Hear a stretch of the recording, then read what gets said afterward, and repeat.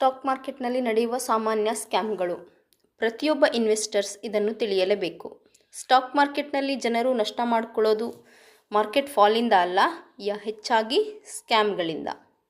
ನೀವು ಇನ್ವೆಸ್ಟ್ ಮಾಡ್ತಿದ್ದೀರಾ ಅಂದರೆ ಈ ವಿಡಿಯೋವನ್ನು ಕಡ್ಡಾಯವಾಗಿ ನೋಡಿ. Scam 1, Telegram or WhatsApp stock tips. Guaranteed multibagger stock ಅಂತ ಹೇಳ್ತಾರೆ, 100% ಪ್ರಾಫಿಟ್. ಬಟ್ ನಿಜವಾಗ್ಲೂ ಏನು? ಅವರು ಮೊದಲು ಕಡಿಮೆ ಬೆಲೆಗೆ ಶೇರ್ ಖರೀದಿ ಮಾಡ್ತಾರೆ, ಹೈಪ್ ಕ್ರಿಯೇಟ್ ಮಾಡ್ತಾರೆ, ನೀವು ಬೈ ಮಾಡ್ತೀರಾ, ಅವರು ಸೆಲ್ ಮಾಡಿ ಹೊರಗೆ ಹೋಗ್ತಾರೆ, ಪ್ರೈಸ್ ಕ್ರ್ಯಾಶ್ ಆಗುತ್ತೆ. ನಿಜವಾದ ಎಕ್ಸ್ಪರ್ಟ್ ಯಾವತ್ತೂ ಫ್ರೀ ಗ್ಯಾರಂಟಿಡ್ ಟಿಪ್ಸ್ ಕೊಡಲ್ಲ.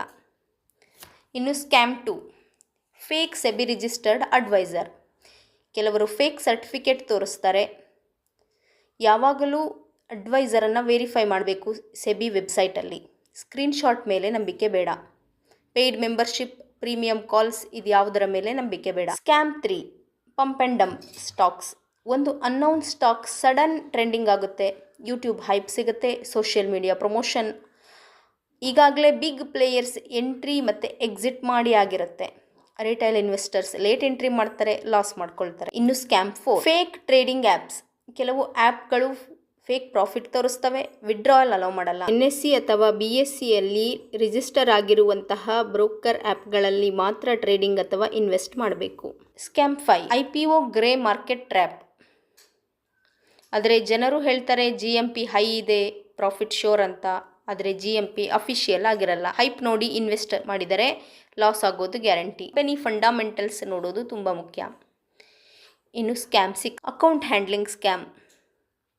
ನಿಮ್ಮ ಅಕೌಂಟನ್ನು ನಾನು ಟ್ರೇಡ್ ಮಾಡ್ತೀನಿ ಅಂತ ಅವರು OTP ಕೇಳ್ತಾರೆ, ಪಾಸ್ವರ್ಡ್ ಕೇಳ್ತಾರೆ, ಸ್ಕ್ರೀನ್ ಆಕ್ಸೆಸ್ ಮಾಡ್ತಾರೆ. ಇದು ದೊಡ್ಡ ಅಪಾಯ. OTP ಯಾರಿಗೂ ಕೊಡಬೇಡಿ. ಸ್ಟಾಕ್ ಮಾರ್ಕೆಟ್ನಲ್ಲಿ ಯಾವುದೇ ಗ್ಯಾರಂಟಿ ರಿಟರ್ನ್ ಇಲ್ಲ. ಗ್ಯಾರಂಟಿ ಅಂದರೆ ಅದು ಸ್ಕ್ಯಾಮ್ ಅಂತ ಅರ್ಥ ಮಾಡಿಕೊಳ್ಳಿ. ಕಂಪನಿ ಅಡ್ವೈಸರ್ ಅಥವಾ ಬ್ರೋಕರ್ಗಳನ್ನು ವೆರಿಫೈ ಮಾಡಿ ನಂತರ ಹೂಡಿಕೆ ಮಾಡಿ. ಫೋಮೋ ಬೇಡ. ಮೊದಲು ನಿಮ್ಮ ಹಣವನ್ನು ರಕ್ಷಿಸಿ, ಪ್ರಾಫಿಟ್ ನಂತರ ಬರುತ್ತದೆ. ಫೋಮೋ ಬೇಡ. ಲಾಂಗ್ ಟರ್ಮ್ನಲ್ಲಿ ಇನ್ವೆಸ್ಟಿಂಗ್ ಮಾಡಿ. ಡೈವರ್ಸಿಫಿಕೇಷನ್ ಕಡ್ಡಾಯ. ಒಂದೇ ಸ್ಟಾಕ್ ಅಥವಾ ಒಂದೇ ಸೆಕ್ಟರ್ನಲ್ಲಿ ಎಲ್ಲ ಹಣ ಹಾಕಬೇಡಿ. ರಿಸ್ಕ್ ಕಡಿಮೆ ಮಾಡಿಕೊಳ್ಳಿ. ಇದು ಈಸಿ ಮನಿ ಅಲ್ಲ.